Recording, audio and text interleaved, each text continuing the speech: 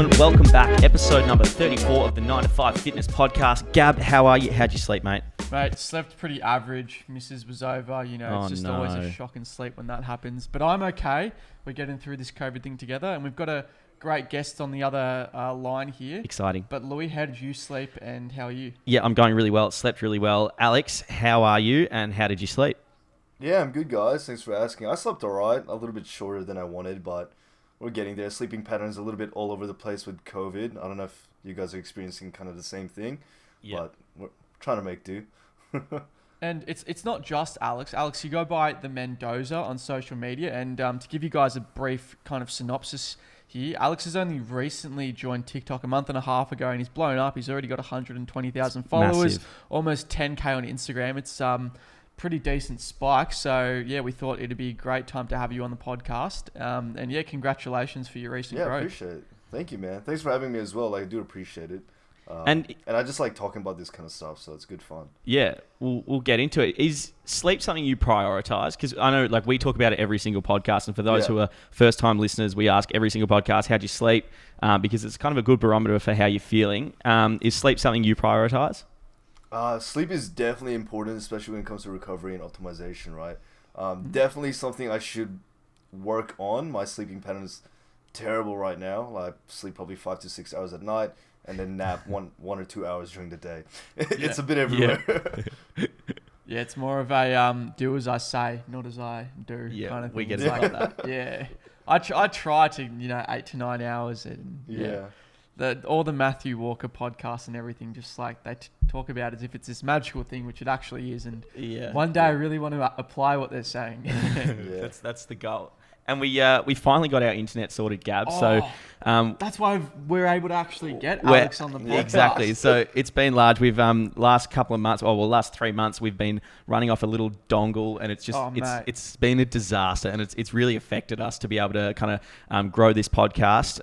But we're back, and we've got a huge guest on today, so it's very exciting. And isn't it? the funniest thing was having Adolfo Tex in Serbia, and we're doing the thing on the dongle.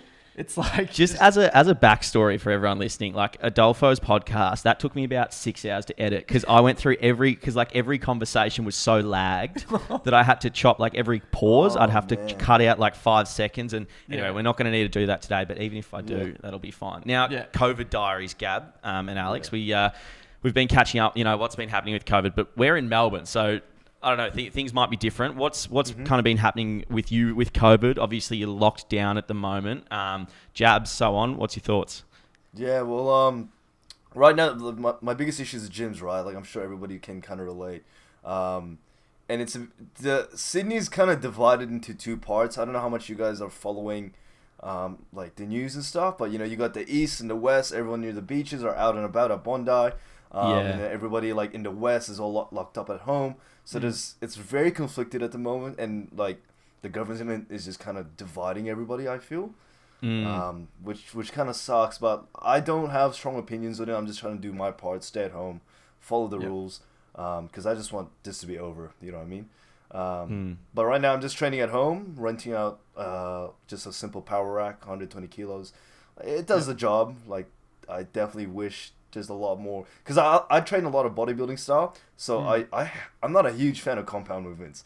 I rely on a lot of machine work, cables, and right now my back's taking a toll. My knees, I don't know how you do it, Gabe. Like, honestly, man, I'm like at the chiro like once a week right now. Sounds like you trying to squat, Louis. Literally, L5, S1, straight out the back. Yeah, literally. Now, Alex, are you east or are you west? Which side are you on? I'm at the west, man. Western Better side. suburbs. So is west where like Bondi Beach is? No, Bondi's east. So Okay, west east. is more like suburbs, where all the families live, like more rural areas. Yeah. Because my only memory of Bondi Beach, I was there last year for a concert before COVID kind of happened.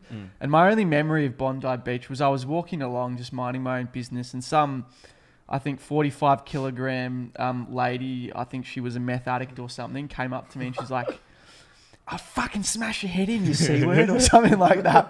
And I'm like... You would have been rattled. Oh, really? No, I'm kidding. I was like, I will... put one shoulder through you, and you'll crack. But Back off. I feel like there's more of that down at the West, if anything. I don't think I've come across, like at Bondi, you get a lot of, and I'm not saying all, but you do come across a lot more of like, snobby in the sense that, like I'm better than you because I'm wealthier, I live in the beaches, like, you know what I mean? Out in the West, that's when you get a little bit more junkies and stuff. Like, yeah. So in terms of training through COVID and like you're renting equipment, are you? How's that work? What do you rent it like from a weekly basis, a monthly basis? Yeah, so we're paying like $110 a week, just from a local gym, and I do a lot of their content creation work. So, and I found out that they were renting out equipment. I was like, oh, can you guys like, can we organize something? And they're like, yeah, most definitely. Again, it's just very minimal, like just one bench, one barbell, one rack. And it's not the most ideal situation, but it's just all about optimizing our current situation, right? Like doing what we can. And obviously I can go spend like $10,000 or whatever on equipment, but I don't know if that'll be worth the investment. But it's just one of those situations where you don't know what's going to happen, so you can't really plan, which sucks. It's pretty cool seeing like different people and how they adapt to the lockdown. So you've got from one extreme is people just don't buy anything, and they're at lockdown 6 and like we're gonna be out soon. No, we'll be out soon, mate. It's coming. It's coming. We're gonna get out, and the gains are gonna come straight back. Still holding on. And then on the other spectrum, you've got people who are buying like full home gyms, and then in the middle, you can either kind of rent or people are making equipment. Out of like pavement and like cement and wood. Would you say purchasing an IPF approved competition power rack is on towards that other end? You're saying we're extreme, mate. We're are definitely we on the extreme. Are we those guys? We're those guys. Damn. Sucks to suck. Which isn't good. But yeah, I think that the renting's pretty cool, and it's cool seeing how people have adapted to like making it work, don't you reckon? They're like doing push-ups and shit like that. I don't know. Not for me. Only so many push-ups you can do. No, there's only so everyone's like, oh, how can I keep my gains at home? Like, dude, the only thing you can really do is push-ups, man, and progressive overload that. I don't know, you have to do 200 reps or something. Like, good luck. Good luck, bro.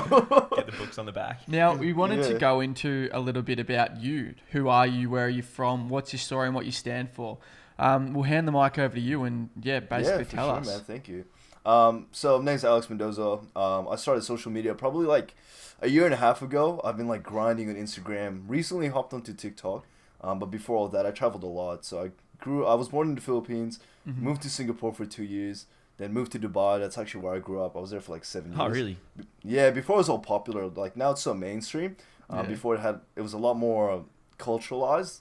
All the locals, a lot more. It was very different back then. Less commercialized.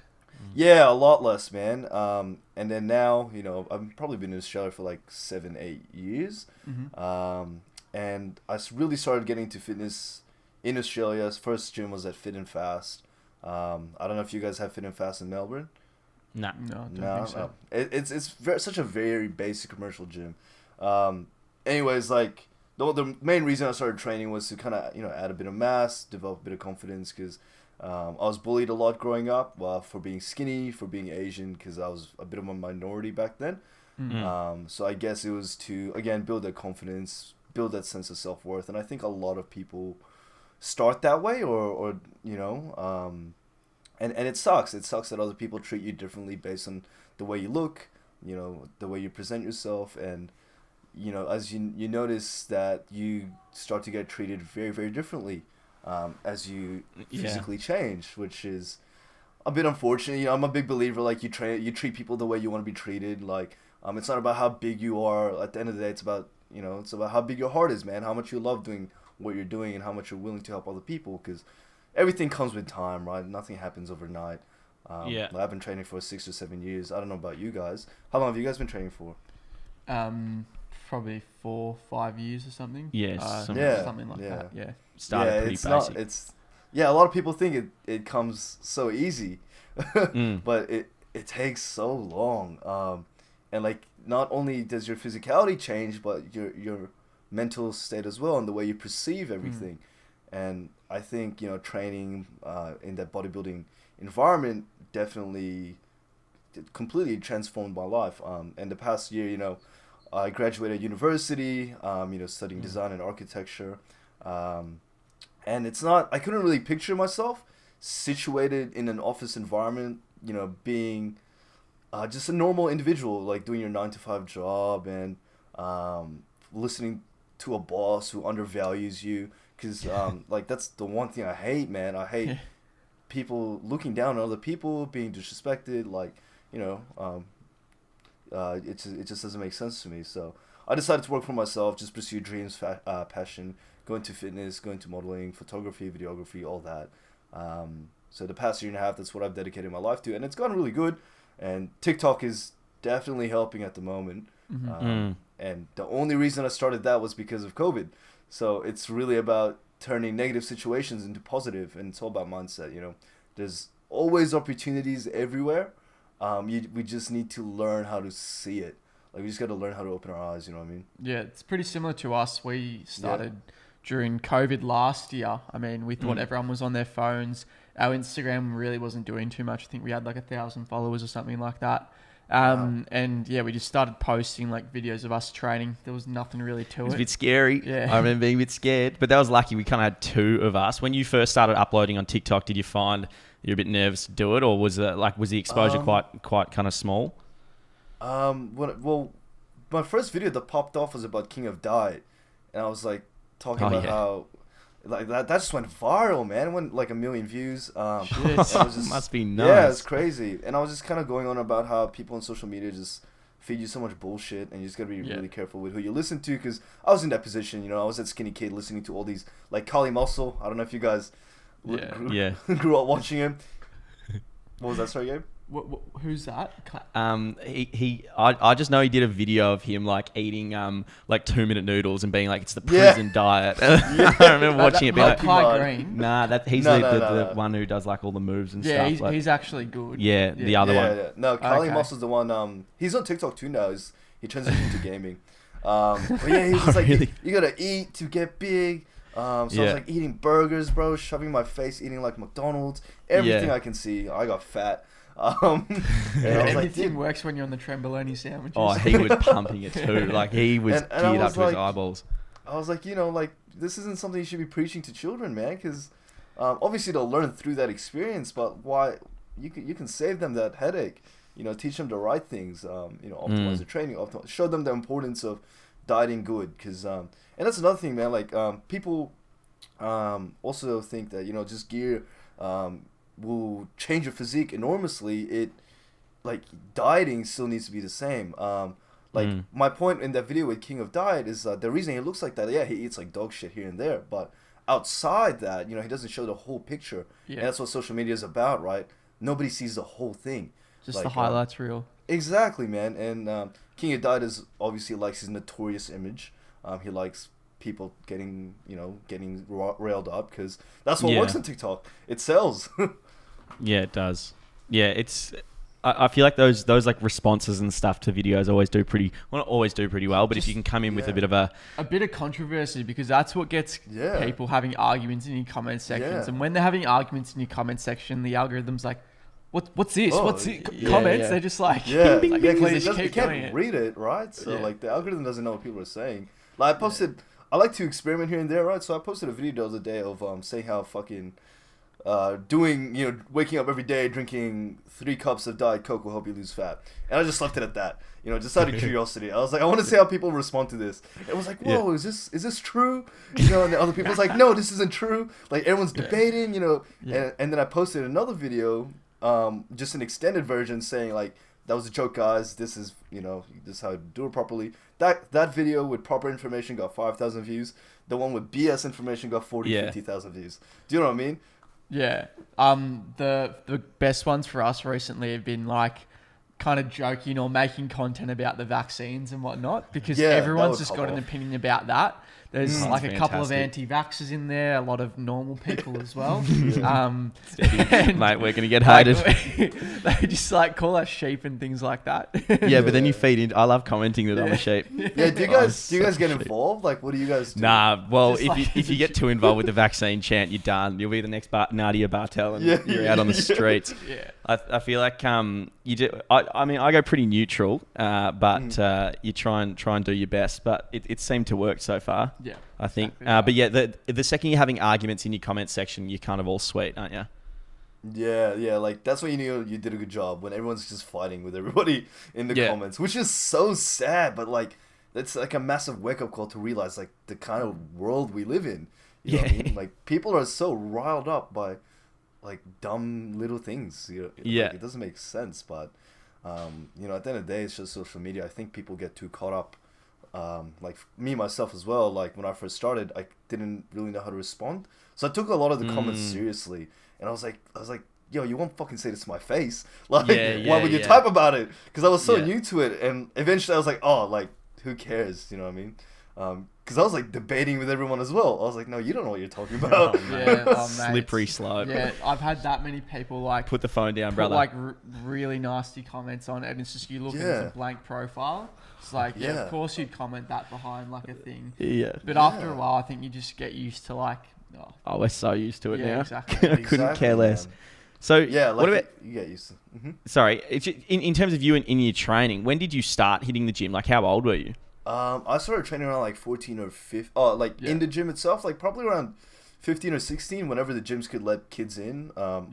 As soon as I was eligible to sign up, I got a membership. But before that, I was training just at home. You know, sit-ups, push-ups, like pull-ups, whatever I can get my hands on. And that's what a lot of kids are. You know, kids these days worry too much about the 1% things when, you know, like which protein powder should I take, which pre-workout, none of that matters. Like people don't even know how to contract their bicep properly. Like people don't even know how to perform a push-up properly. You know what I mean? Like looking back at it, I didn't even think I was doing sit-ups right. You know what I mean?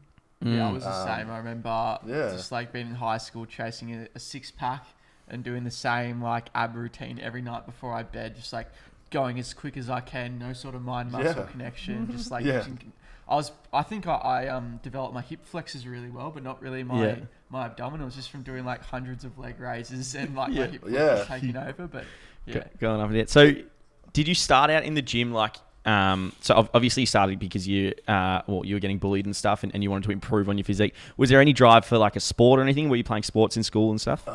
No, man. I'm very unathletic. I can't run. I can't jump. I'm literally just for aesthetics. I can't do anything.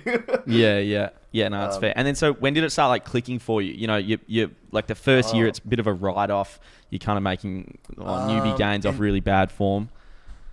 Probably, man, like 2-3 years when I started to really understand things, and then over the past year or so, I started getting coaches and really investing into myself, into learning, into knowledge, and then surrounding myself within people within the bodybuilding industry, like competitors, other athletes, learning from them, applying methods and techniques, and that really opened my mind up. Because like on social media, you see a lot of, again, going back to that highlight reel, right? You see these big bodybuilders training so hard all the time. They don't necessarily train like that all the time. Like training hard has its place, but when you actually go in the gym and train with these pro competitors or athletes, they train very reserved. And the key word that I learned from them is just mechanical failure. You know what I mean? Like you don't need to take your body to the extremes, pushing complete, barriers where you're breaking your back, arching your form, and that. More so absolute failure. Yeah, exactly. So like I train to mechanical failure rather than absolute failure. I guess in that sense. Before, dude, I would just keep going until I'd be like on leg press, like crying, man, or like in a hack squat, I'd be like screaming in pain. Until like, the amount of times I got a new exercise. By the end. Because I was like, this is how the pros train. This is how I get big. But if anything, it just killed my gains, and I wasn't able to progress as sufficiently as I could have if I trained a lot smarter. So training smart and training hard definitely needs to be works synergistically. There's limitations to both. You don't want to be training too smart, where you're like, oh, RPE this, calculator this and that, and you're like, oh, let me reserve like 10 reps. I did 1 rep too many.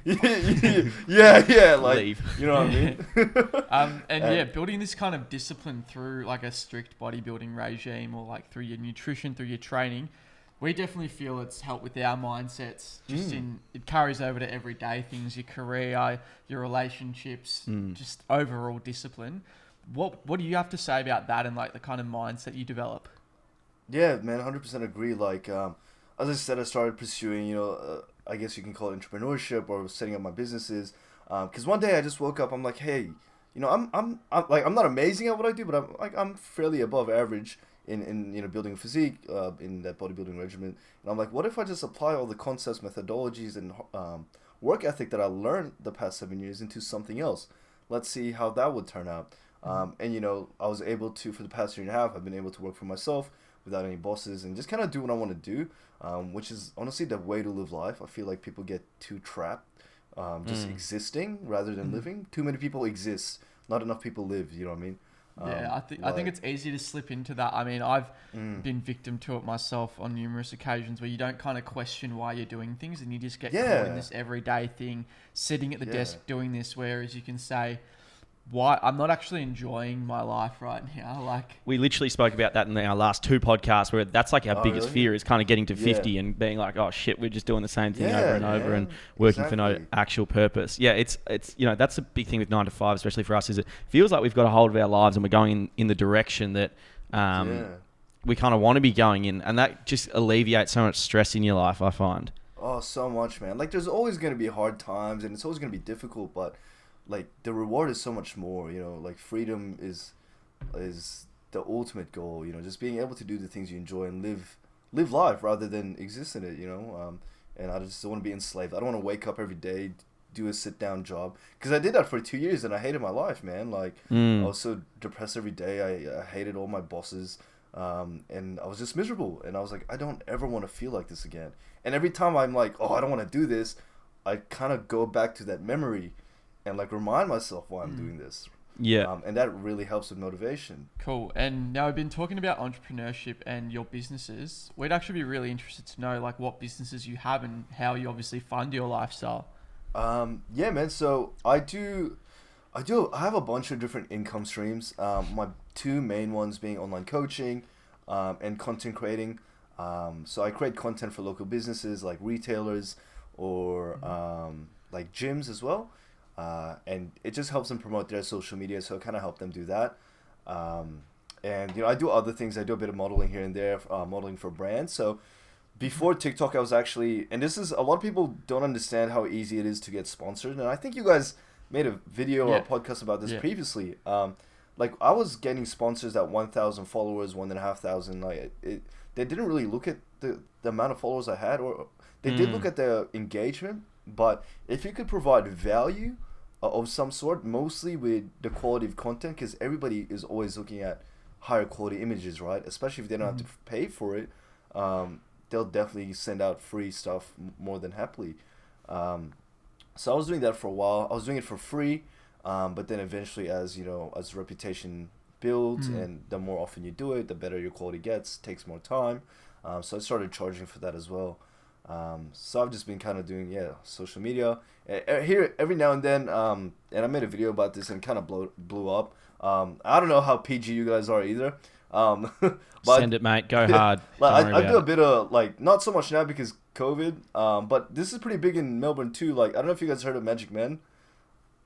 Oh yeah, I have. Yeah. What is it? It's like strippers. Oh yeah. I don't know if I'm demoting you by saying that, but no, I'm not a stripper, but yeah. So I do topless waiting there as well. Oh. Yeah. So Magic Mike is like the movie with Channing Tatum. Magic Man is kind of like the real version of it. You know what I mean? Yeah. So I just do waitering there. The reason I did that was because I was in a relationship for like 4 years. Growing up, so I had no idea how to talk to women, right? So I'm like, what better way to do it than jump in the deep end, right? Sing it, brother. Maybe I should get into it. I'm gonna start. Watch out. As a business, right, you need to be able to learn how to communicate with a wide variety of people. And if I don't know how to talk to female clients, or be comfortable around female clients, because I grew up in that mentality of, only being, it was a bit of a toxic relationship. Like I only spoke to my girlfriend, no other females in my life. So I was like, well, how can I fix this? So I was like, you just chucked yourself in the deep end. I did, man. And sink it or worked. Swim. It worked. Exactly. It worked. I learned a lot. Just interaction. So like, being in that environment, talking to certain people, and it definitely paid off. And it's easy money, good fun. You just serve food. I've got a few questions about this now. Yeah. My first one: are the people, like, are the clients or the customers only female or majority female? Or? I would say 90% are female. Yeah. And Now, what is the kind of attire that you have to wear? Is it like full show, like full pants off, like just shirt off? No. Like... So as a waiter, you just have black jeans, sneakers, and a bow tie. That's about it. Fantastic. Yeah. As a stripper, you have like the other guys, Yeah, they go all out. You're either a cop, a fireman, a farmer, whatever your routine is based on. A soldier. Whatever package you select. Yeah, exactly, man. Like everybody has like their own persona, I guess you can say. Yeah. But that's And surely you've got a few stories, like crazy things that have happened. A lot of girls trying to pick you up when you're at Yeah, those. like you'd be surprised. I keep things very professional. I don't, that's not really the character I am. But Yep. yeah, you'd be surprised how, because I know, here's the thing, like a lot of people talk about women being, being in that environment and being kind of like abused or just disrespected, right? And like you don't often hear men getting treated the same because it's not very common, right? And I think it's an interesting 100%. topic. But it happens. It happens a lot. In that environment, you are treated. It is a job as well. But some people do go a little bit too far. But that's just because it's just the situation that we're in. But like not many people hear about that because not enough people are in that environment. Do you know what I mean?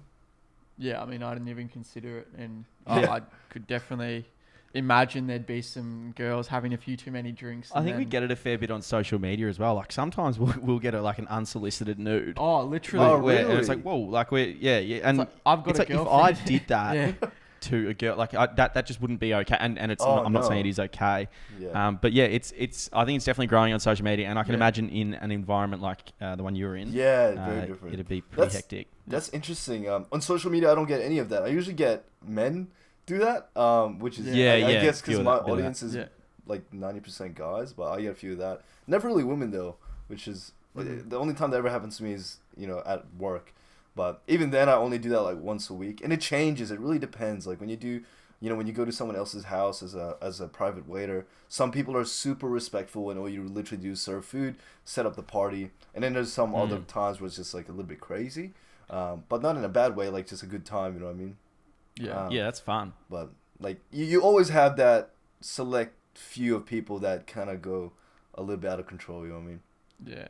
Now, you said like a big part of your income streams is through sponsorships and things like that.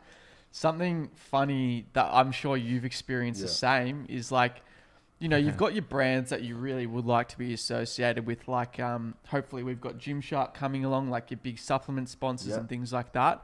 And then you do get messages from brands that are just like, hey, blah, blah, blah, like obvious copy and pasting messages. We love your content. We're going to send you a shaker with the free blender ball and we'll cover shipping as Shipping's well. on us. We just want an Instagram post. We just want an Instagram story. We want TikTok. You to sign a contract where you're a slave for us, essentially. Like, it's just, oh, mate, what a deal. What incredible deal. We get a free shaker. Yeah. Holy shit. Yeah, the amount of brands I get with just like insulting offers like that is like ridiculous. I know. Like, it happens to me a lot, bro. I get some brands that reach out to me that just sells leggings, like woman apparel. Like, what do you want me to do? Like, am I supposed to rock am I supposed to rock a sports bra? Like, you know what I mean? It's obviously copy and paste, and like that's another thing. And this is like for the people that are starting into social media. Something you need to watch out for are for the people that's saying, "Oh, we'll send it out for free. Just pay for shipping." Don't ever pay for anything. If you're paying for shipping, it's because they're covering the cost of the product. Like, literally. You're at Alibaba buying this for like $1, and the shipping. If like anyone $10. says that to me, I'm screenshotting and they're going on our story. Oh man, That's a public we shame. should make like a story highlights for the worst publicly sponsorship shaming offers. you. That's terrible. What was I going to say? It was like... Yeah, so the reason why you get sponsored in the first place is because obviously you can promote this product and create sales for that brand you're going to be affiliated with. And obviously, it's a good mutual kind of relationship. It fits the bill. But yeah, if you're not getting paid for it and you're promoting their product, it's like they're literally just using you. Like with our good friend Brock, he gets a lot of those as well. And it's easy for influencers to kind of get exploited like that because I think your classic influencer doesn't have the most like businessy commerce mindset. Oh yes, 100%. I'm a bit ruthless when it comes to that, because that's exactly my background. And like, no, get absolutely fucked. The economic worth that I can kind of bring to you does not match the offer that you're putting on the table here. Like, you got to absolutely kind of value yourself as you should be. Yeah, you know your worth, and that's something I learned recently. I get offers a lot, right? And he was like, "Oh, just take one photo." I'm like, "Dude, I shoot with a $3,000 camera. Like, you're giving me a T-shirt? Thanks, man." I'm like, not a chance. And the issue is, like, if you start doing things for free, you're actually ruining it for others in the industry, because brands start to expect really low rates. I did a gap year working on private yachts a while ago, and there's a huge culture of that where people were working for free, doing like a whole day's work, just cleaning the side of this, $1 trillion yacht for absolutely no money. And what was happening is that's bringing down the wage every day. Yeah. So captains are expecting it. This is just ticked on my economics brain here. So if we're talking about it in a graph, there is an oversupply of influencers or people wanting to work on yachts. Yeah. Speaking of like, an oversupply of influencers and people just desperate for work or desperate for anything. Yeah. And then that's like, okay, we can start offering them less and less. So then the equilibrium price is down here, and all of a sudden it's no money now. No one's because getting that paid. many people are desperate for it. Yeah, 100%. And like when it comes to content creating, like, always have something to set yourself apart. Like, everybody shoots with an iPhone these days, and it definitely gets a job done. No, it definitely gets a job done, and you can still get a lot, but if you invest into a camera, learning like the basics of it, you can your quality just goes so much more, your demand goes so much more, and people just see that, like, the legitimacy behind you, and then you build a structure behind that. Like, people don't even doubt it. People give you your money just like that. You know what I mean? That's what we noticed with the Dolfo. He said, like, his biggest kind of difference on TikTok was like just putting in a lot of like time and effort into the quality, and obviously his videos are popping off now. So yeah, mate, it's something we should look into. So do you have like a separate camera for video and one for photo? I normally have I have one camera which is just an 800D, very basic. That's what I started with, and now I just invested into another camera. Camera game is just like another level of just expenses. It is so expensive. There's so much technicality and hardware to learn and understand. Because we've got the Canon GX7 for the video stuff, which is pretty good. Yeah. And I would be interested in looking for a good camera, like a photo one for Instagram DSLR. photos and whatnot. If you like, one of the best cameras I've seen and kind of played around with is the A7, the Sony A7 III or A7S III. They're just so good for everything, but they are very expensive. Like the body itself, I think is around. I could be wrong. I don't remember off the top of my head, but I think it's like 3,000, 4,000 just for the body. We like spending money. Yeah, which is it's expensive, and the lenses go from like 1 to 5K, so it's definitely not cheap. But you will definitely get your money back if you put the time and work in. You know what I mean? Yeah. All right, what's next? Cool. All right, so we'll probably get into like how social media has helped and your kind of rise to fame and your rapid growth on social media. Do you want to speak a bit about that? It's pretty crazy, dude. Like, I started again like a month and a half, or almost 2 months, just because of COVID. Hectic. We're just bored. One TikTok blew off, and one thing I've learned is like I keep uploading constantly. Try different things, and again, this is the same with training, right? Everything I try to do is based off the things I learned from training. So do a bunch of different things, see what works, adjust small variables at a single time. And then see how that reacts. So you're constantly testing new content, and then you'll see a pattern of the content that works really well. So what I've noticed is like people like it when I'm angry. I don't know why. People like it when I'm just like swearing, like talking shit. And I'm not always like that, which kind of sucks because that's how I've branded myself now. So I'm trying to be a little bit more calm, but then those videos don't do well. So it's like, well, I'm kind of in this middle point where I'm like, what should I do? You know what I mean? But it definitely helped, social media definitely helps with growing businesses, getting your name out there, because there's more people watching you, and like people can relate to you. You know what I mean? That's the most important part, the relatability, and just seeing, especially with Instagram, because you can interact with your audience a lot more. Like TikTok isn't like that as much. Like on Instagram, you can build a lot more personal relationships, which is super, super important to develop a good following. Like you guys, your content views are very consistent. I don't know how you guys did that on TikTok. Mine's very up and down. Yeah, it's strange. I did notice that as well. I had a quick look at yours. You have some videos that blow up, whereas we won't seem to have those million viewers. Blow up. Yeah, we've had a few million viewers, but which those are the ones I find you really grow off of, because you're reaching an audience that you haven't yet reached yet, and you're likely to gain a lot more followers from that. Whereas ours will kind of consistently be around the 40, 50K mark, a few 100Ks, a few, maybe even more. But yeah, it's weird. We won't have any videos that really flop, or like some that kind of flop, but they'll still get at least 20,000 views. Yeah, that's so good. I think it's because like they're it's very niche, our audience. It's very like Australian. I don't know. Whereas we were talking before, like your audience is a lot more based in America and almost a lot more mainstream. I don't know if it's because of the American accent. It might help. Yeah, I think it does, man. Because a lot of people say I'm in Sydney lockdown. They're like, "You Australian?" I'm like, "Yeah, man. I live in Sydney." They're like, I thought you were American." I'm like, No. And I was speaking to one of the followers, and they're like, "Oh, I didn't know you were based in Sydney." Like just the vibe, the video, the accent. I'm like, that could be why. I don't know, man. I'm trying to hit a more of Australian target like audience, because it'd be sick to grow within where you're around, because there's not many people, as you said previously, within the fitness niche in Australia. Like you got Zach Perna, Fraser Williams. But I don't really know anybody else. Like you got Chesbrough as well, but they're only the big names that I really know. Mate, I've just thought of the solution. We're gonna swap accents. I think Here we go. so. We can grow a few more followers in America and on the mainstream a bit more. We're American and you can have all the Australian blokes. We'll do a quick swap. Teach them how to kick a footy. What time do you guys upload? Just out of curiosity. We find I don't know if it's prime time, but from other TikTok creators we've spoken to, they always try to upload 4 to 6 p.m. Like TikTok creators that are a lot bigger than us have a lot better videos. 4 to 6 p.m. Local time.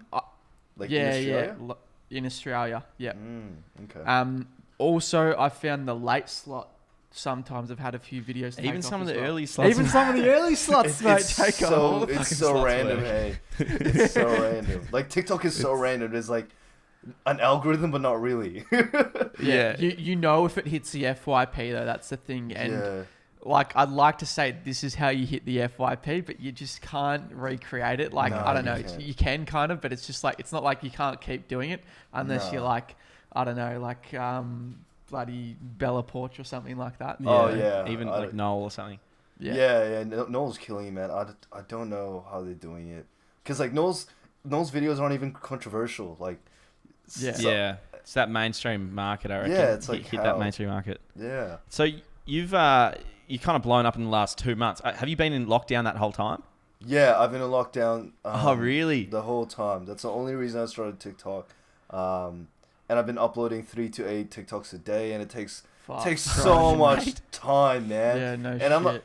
I try not to post just with my phone, like record it, script it. Like there's a whole nother process, and it just it gets toxic. Like the relationship does become toxic because you become addicted to that number. But what I was gonna say with you guys, like, it's good that like not really many videos flop, because then your the relationship with your audience is very strong, and that's the most important part. Like on Instagram before I started TikTok, I was really well connected. Like I had like maybe like 5,000 followers, but I almost knew everybody just because I kept commenting and talking to everyone, and just engaging, and it keeps your engagement on your profile really high, which sponsors and brands love. And also people that, you know, when you release a product, people are more willing to support you, whatever the fuck that is, you know what I mean? Like, it could be the most bullshit product, but because you've built this relationship and like you become friends with everybody, they just want to support you because people love to see other people grow as well. In saying that though, obviously you'd agree, you do want to respect your audience as well, and that's the 100%. Thing. We've had some products that, you know, they might be offering a good deal. Like there was one for like a dating site or something, and they wanted to pay us like a few thousand. Fuck, why don't we do that? Wow. It was just like, mate, I've got a girlfriend. Like, I don't know. Like, I feel like you're almost selling out at that point. Like, it's like Mark Wahlberg doing gambling ads. Like, I don't know. Yeah, fair. I actually had an interesting. I wanted to do a podcast with my what's it called? He's my physio, and we were kind of talking about that fine line between business and ethics, right? Like, it's such a difficult place to be, because like you need money to exist, and sometimes you just want to take. I always take every opportunity I can, obviously within more reason now, but like if it's a good opportunity, you gotta have to weigh it out. It's like, well, fuck, do I want to promote this? Do you know what I mean? And you're kind of put in a difficult spot. Like one time I had to do an ad for a gum, and I'm like, oh man, this, like, I don't really agree with taking gum as a pre-workout, but I need to pay for my grocery, man. I gotta pay rent, brother. You know what I mean? It's a weird one, because I feel like the more you believe in a product or like what you're promoting, obviously the better the content will be and the more you'll sell. It's interesting, again, with Brock. Brock and I speak quite closely about different brand deals and sponsorships and whatnot. And essentially he was with a supplement brand that he didn't necessarily, like he didn't even like their products that much. Okay. So it made it very difficult for him to promote it, because he felt like almost guilty. He's since left them and I think on a new one. But yeah, it makes it difficult when you don't believe in the product. It really does, man. Because like you gotta believe in it for other people to believe in it too. Like that's what I always say. Like believe in yourself before other people can believe in you. You know what I mean? But like when it comes to ads like that, like I had a bit more freedom to what to say, so I didn't promote it as a pre-workout product. I would just say it would help for concentration, like at a desk or something. Because I'm a very strong believer in fitness, right? There's already so much bullshit out there. I don't want to contribute to that. If anything, I'm trying to work against it. So that fine line between business and ethics is very difficult sometimes.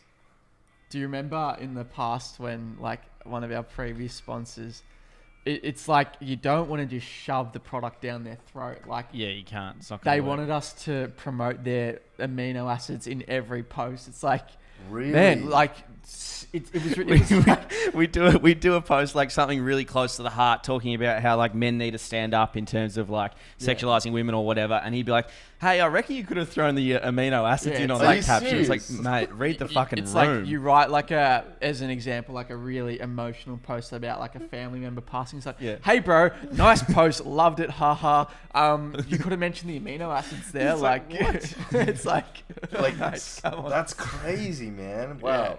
Did you leave that? I assume you would. Yeah, we got the fuck out of there, mate. We got the fuck out. Our sponsor's Elite now. Elite Subs, they are literally elite, and they was that Elite Subs? Like that. No.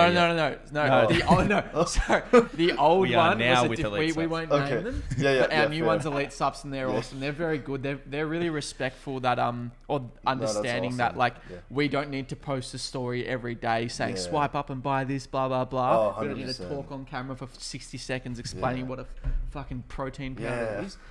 It's just like, hey bro, I'm fucking using this pre-workout. You can buy it if you want. If not, I don't really care. If not, that's fine. It's about relationship, man. And the sales speak for themselves as well. If your customers are buying or your followers are buying plenty from that website, then you don't need to be pumping it down people's throats. No. It's just if the product is easy to sell to begin with, like for example, Do You Even, right? But I love their apparel. Like I love the community. I love the people that work behind it. The coordinator I speak to is amazing. It's so easy to sell. Like I love the shirts. I like always wear it. I always like my hat, my shirt, everything all the time. All my videos. And it's so easy. Like I don't shove it down people's face. I wear it all the time because it's the only thing I wear at this point, really. But like for example, other brands, it's just like, hey, like plug your code. I'm like, no, dude, I don't want to do that. Right. Like it's so forced. You know what I mean? Like BSC is also really good because I'm sponsored with them. Like the people behind it, amazing people, amazing products as well. And like I don't have to shove it down their throats either because the product is good. Like I speaks for itself. Yeah, I enjoy the quality. I enjoy the taste. I'm just like, give it a try. If you want to use my code, use my code. You know what I mean? If it saves you a couple bucks, go for it. You don't have to use it, but if you want to, it's there. I think that'll be the same with Gymshark if it comes. Like I think the they were meant to send us down their latest drop, but the drop got delayed, and I think I'm excited for if it does come. Hopefully no promises, but there have been some emails sent, and that'll just be like, I'll be really proud to rock that because it feels like an achievement in itself. Like, 100, man. Gymshark is massive. Congratulations, man. Like, Well, we don't want to speak too soon because it's not at our doorstep yet.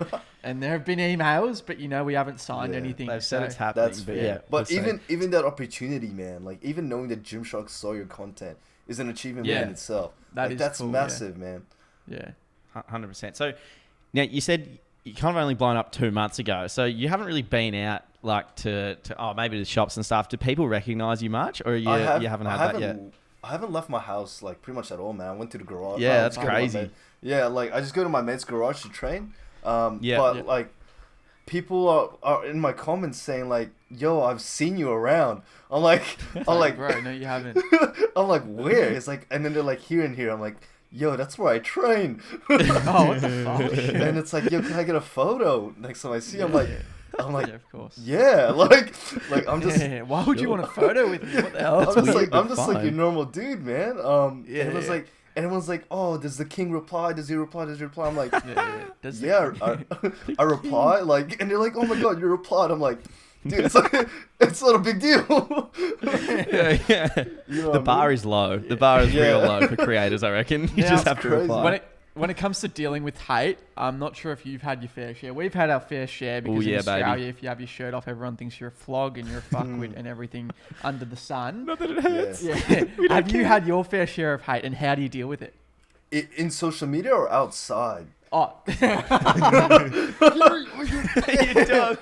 That's it. No one will ever say it to our face. We can't go to the shops without a bodyguard. Because I've been at Bondi and stuff like or somewhere around Bondi, and I like to wear a bum bag. I know it's a bit notorious and there's a lot of stigma behind bum bags. But I like to wear my bum bag because it's just like easy. It's like a pocket, I'm in swimmers, so I just have that. Anyways, like I'll be walking around and like I'm with a few mates and people are just staring at me like talking shit, and I'm just like, like, dude, I didn't do anything.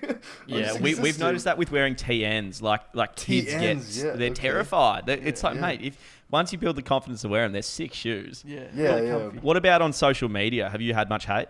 My page blew up because of hate. So King of died. I was kind of saying, I was talking shit about the ideologies he promotes, and everyone's like, stop copying Noel. And then he's like, so you have the audience saying, stop copying Noel. You have the audience saying, oh, his content is satire. He's just joking. So there's like a mixture of people just wanting to debate. And then you have another group of people defending me. And it's like, oh, it's okay that he's copying Noel. So it's just like hate is great. I don't know if you guys used to watch like Rich Piano and stuff. Like hate fuels growth, man. And it helps with, like, if anything, I want more of hate. Not the good kind. Sorry, not the bad kind, of course, but like the people just want to argue with you for no reason. Yeah, fantastic. It's the best, and like they just look like clowns at the end of the day because they don't know what they're talking about. Yeah, and they're sharing it around, sending it to their mates, saying how shit you are, and it's just like, mate, you're boosting the that is it's like going, mate. Exactly. It's like TikTok doesn't know what you're sharing it for or what you're saying.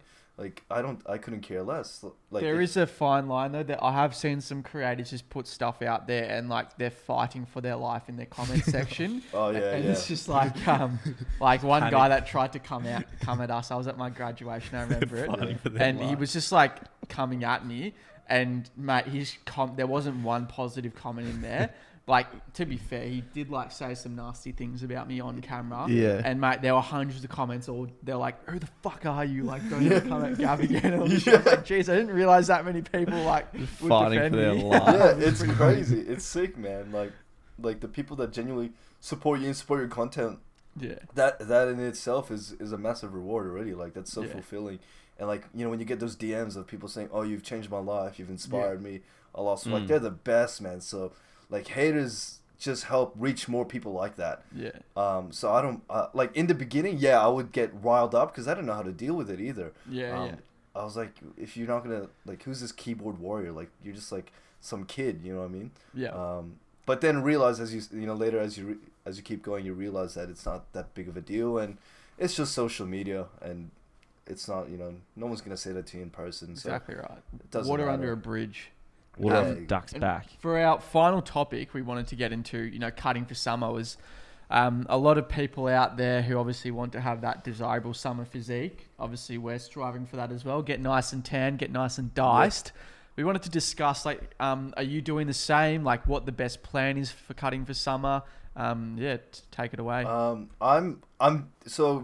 During Corona, I decided to go on a bit of a bulk. Before that, I would try to stay relatively lean.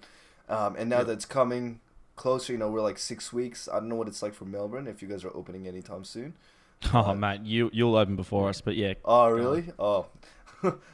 Yeah, so we probably have 6 weeks to go. So I decided to go under like maintenance, kind of main gain, like my body recomp. And then when gyms open, do a 10-week cut. Nice and slow, steady, nothing crazy. So I can preserve as much muscle mass as possible. Too many people try to cut calories way too fast. And they just lose all the muscle that... And I think you guys posted a story about this recently. I'm currently doing like a extremely slow cut through like the powerlifting in the off season. I've built like a lot of muscle mass, and essentially you don't want to just like starve yourself and then burn all that muscle away. Like that's an extremely stupid thing to do. So I'm just like I'm cutting on 3,100 calories at the moment. Oh wow, so that's crazy. So slow and steady is the way to go, definitely. I think. Because You said you started your bulk at the start of COVID, what, 2 years ago? Or have you been I started bulking? my bulk like since 8 weeks ago. I was doing bulking and cutting cycles here and there. And my goal from after my last bulking phase was just to stay lean for photos, more opportunities. But then COVID hit. I'm like, oh, may as well. No one's going to see me. I don't really care. You know, may as well put in a bit more size and then do a cut when summer comes along. And then, so just nice and steady, nice and slow, nothing crazy.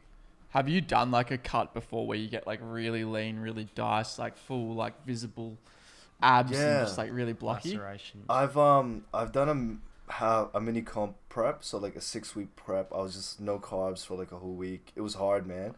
It was I was like prepping for comp, but I wasn't gonna step on stage. But it was the same regimen, just for like half the time. You cannot function as a human being. Like you go not healthy. It's not. You go to grocery store, you grab like I dropped so many bottles of like oil because I backed it. Don't tell my mom. I backed into her car one time, because your brain just doesn't function, man. I was just in bed, just like not moving, trying to preserve as much energy as I can. Really? Yeah, there was scary. I've had some messages from some people saying, you know, I'm trying to cut for 1 week, I do well, and then the next week I'm just like, I pig out and binge. And like, the thing is, like, a lot of people think a cut is just like starving yourself. And no, it's not starving yourself. Like, you have your base metabolic rate or whatever it is. And from there, you just got to work from there. And that doesn't like, it shouldn't mean starving yourself. I mean, I don't want to like, some people may have particular conditions, and I'm not a registered dietitian or anything like that, but like you need your diet to be sustainable, and so 100%. Things like that are going to fill you up, that are very satiating, you know, like some protein pancakes and high protein things tend to be very filling, and keeping the protein intake high so you keep as much muscle tissue as possible, and obviously having like foods you enjoy, and that's still using like nice sauces and things like that.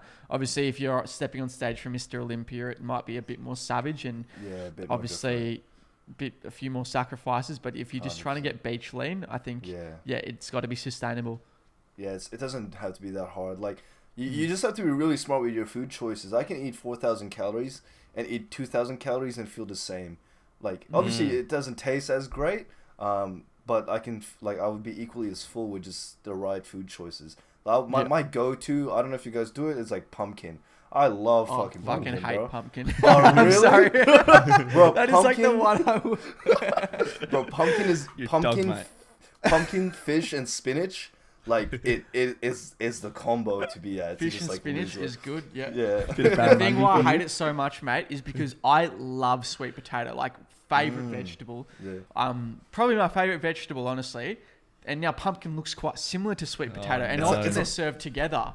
And so, okay. here's a nice piece of sweet potato. Just grab it. Oh, it's fucking pumpkin. You know what that's like? It's like when your mum buys those cookies that look like they're choc chip, but they're raisin. Oh, raisins See, and- I man. really like the raisin. Oh, around you here, would, mate. Yeah, you They're better would. than the choc chip. Jog on. Jog on. I Yeah. feel you, Lewis, man. I'm the same. I was like, fuck Yeah. yeah, a chocolate chip cookie. It's like a raisin.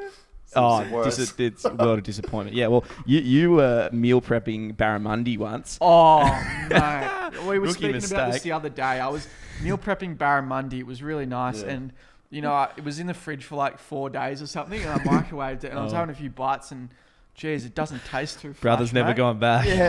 And barramundi has that such distinct taste. And it was so slimy. I can never Coated. have barramundi again. Oh, that's It was filthy, fucked. man. Yeah. That's filthy. Can't do it. Can't do it. Pumpkin and barramundi. Yeah. We'll give that a miss. Oh, mate, enough to make a man throw up. Bro, yeah, Fantastic. for cutting, man, pumpkin, spinach, and low-calorie ketchup, man, and fish. That's it. 4 Yeah, or 5 more times of a a day. protein pancake and low calorie, maple syrup, some chicken breast, Oh, some Nando dude. sauce. They're the best. They're the best. Yeah. I have that for breakfast all the time. Well, I'm just Yeah. lazy. I cook one thing, eat it the same. Like, I can do that. I'm just so used to it. Yeah. It's not something you need to do. I just prefer. It's just a personal thing. But yeah, your diet doesn't have to be boring at all. Exactly. So Yeah. I think that's a solid plan there for anyone wanting to cut. Make sure it's sustainable and slowly reduce your calories. Make sure you're not starving yourself and include foods that you actually do enjoy. But I think 100%. we've had a really great discussion today. Yep. Um, I could sit on here and talk all day, Yeah. but Yeah. people might be getting a little bit bored. We really appreciate your time, Alex, and thank you so much for putting up with us. We've meant to do this a couple of times. We finally got No, it that's today. all right. Our internet's been working, Yeah. and you're a legend. Thank you. Nah, thank you for having me on. I appreciate it.